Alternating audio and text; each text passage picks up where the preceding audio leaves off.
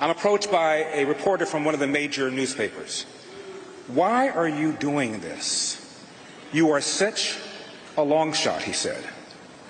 I said, "Well, lots of candidates are long shots until they aren't. Can you say 2016?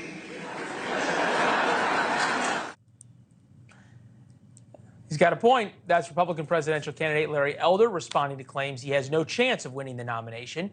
As of now, he hasn't made any of the major polls among other GOP candidates. Some odds makers give him a 1 in 25 chance of securing the nomination. By Friday, at least 3 more candidates will join, making it, well, even harder to divide the support, especially at a time when the former president, Donald Trump, from 2016, sucking up all the oxygen. Tonight, we're pleased to have Larry Elder with us, former conservative talk radio host, one-time candidate for governor in the state of California.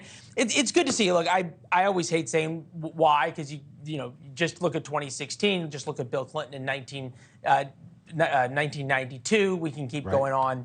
We can keep going on with the list.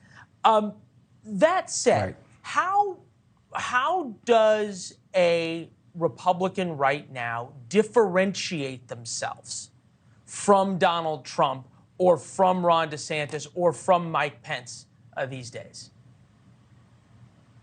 Well, Leland, here's how I see it. There are so many swing voters in swing states that would not vote for Donald Trump if the man walked on water. In fact, if he did, they say he can't swim. Now, I don't know what to do about Trump derangement syndrome. Maybe someday somebody will develop a vaccine or a cure or a treatment. But until then, I ask people to ask themselves the following questions. Have you lost friends because of Donald Trump? I know I have. I have 3 friends that I've known for an average of 40 years each. We can't talk to each other anymore because I not only supported Donald Trump but campaigned with him in 2016. Do you have strained relations with family members and relatives because of Donald Trump? Most people will say yes. Do you walk on eggshells at work because of Donald Trump? If the answer to those series of questions is yes, in Houston we've got a problem. And the problem is Donald Trump is certainly nominatable, but I'm not sure he's electable. If I thought he were electable, I wouldn't be here. You need somebody who has the America First agenda.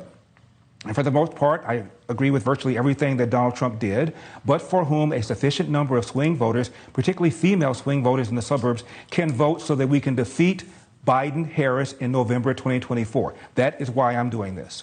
All right, so it's an electability argument. I get it, and there's a lot of polling that supports just what you are talking about. That said, in order to do that, somebody's got to beat Trump in the primary. I think about the GOP primary poll: Trump 56, DeSantis 22, Pence 5, Haley 4, Ramaswamy 4, Tim Scott 3.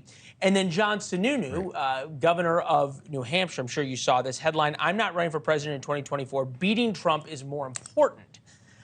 If you really believe the most important thing is defeating Joe Biden, and you don't think Donald Trump's the one to do it, aren't you just now one of many dividing that rest of the Republican vote and making it even harder to, in the end, beat Joe Biden? Leland, such pessimism. I'm shocked. Here's what's going to happen. I know. It's not pessimism.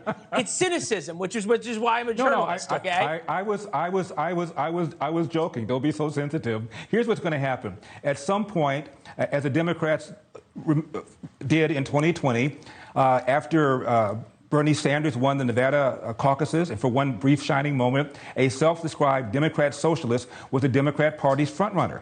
They were scared to death. James Clyburn then endorsed Joe Biden right before the South Carolina primary. Biden wins the primary, and all of a sudden, all of the candidates coalesced behind Joe Biden to carry him across the finish line because they wanted to beat Donald Trump. At some point, the Republican primary voters and even the Republican candidates are going to realize they need to coalesce behind a person who can beat Joe Biden in November 2024. Somebody who's knowledgeable enough, likable enough, with a good enough sense of humor, doesn't think he knows everything, knows the issues, been debating these issues for a long time. I've been doing it for 40 years.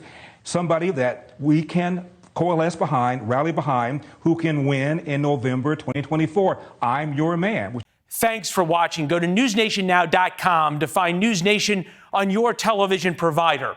And don't forget to subscribe. Click the red button to get more of NewsNation's fact-driven, unbiased coverage.